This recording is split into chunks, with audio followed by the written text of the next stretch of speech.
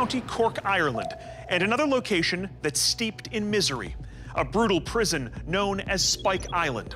Thousands of men did hard time there, and inside its cell blocks, there was little hope for escape, even after death.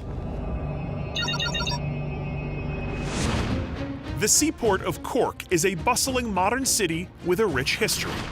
But just a mile offshore from these colorful streets, you'll find Spike Island, a place known for darkness and despair.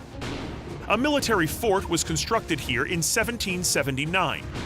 While under British rule during the Great Famine of the 1840s, the fort was converted into a prison, the largest in the world.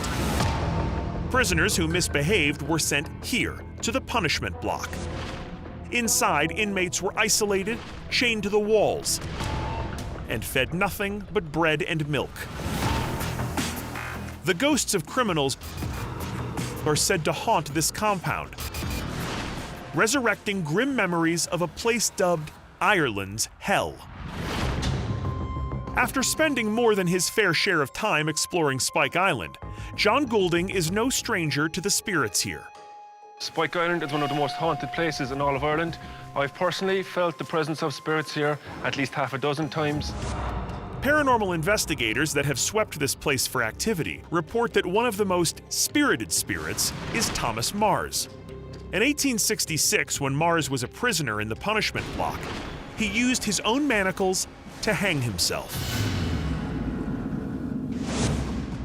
This is Thomas Mars's actual cell where he took his own life. I've been alone in this building several times and I've heard chains dragging along.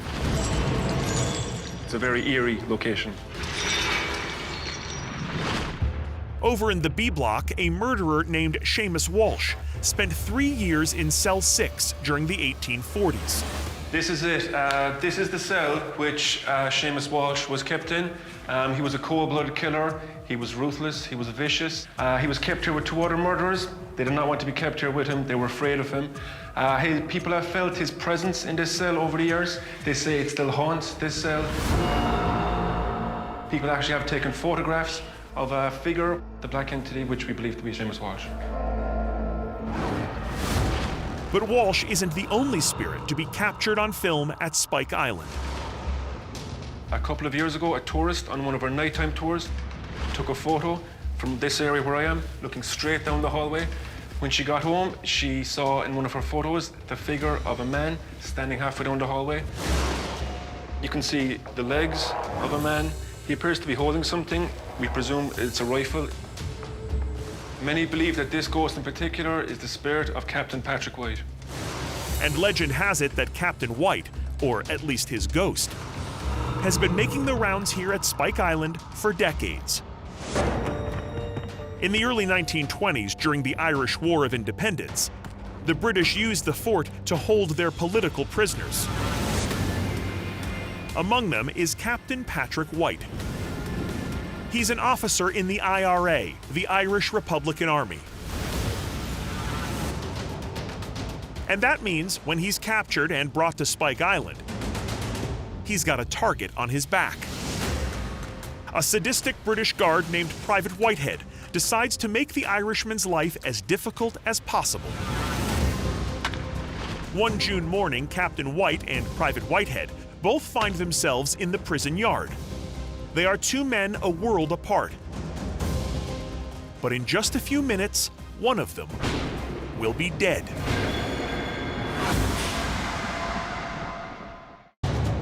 On Southern Ireland's Spike Island, ghosts are believed to haunt the cell blocks of the country's most infamous prison. On June 1st, 1921, Patrick White, a captain in the Irish Republican Army, enters the prison yard to join some other inmates in a game of hurling, Ireland's national sport.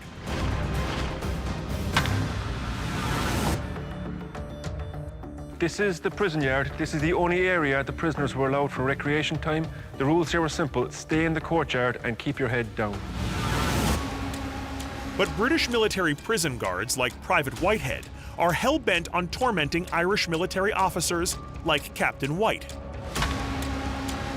During the prisoners' game, the ball goes out of bounds. White asks permission to retrieve it. The private tells him, Come here, get it. and then Whitehead takes his shot.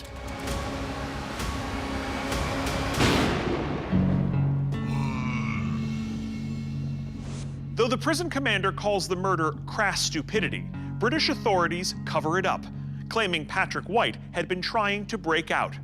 But anyone familiar with Spike Island's ghosts knows Patrick White never escaped. 2 decades later, it's 1942. The Irish Army has taken control of the island from the British and converted the prison back into a fort. A lieutenant is on sentry duty when he sees a mysterious figure approaching across the courtyard. He panics, takes aim, and fires.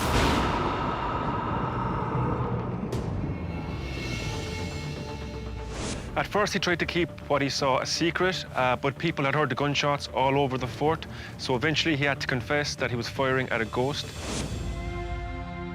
In 1957, a plaque honoring Patrick White was unveiled on Spike Island. In a speech marking the occasion, a former IRA brigade leader called White as enduring as the sea.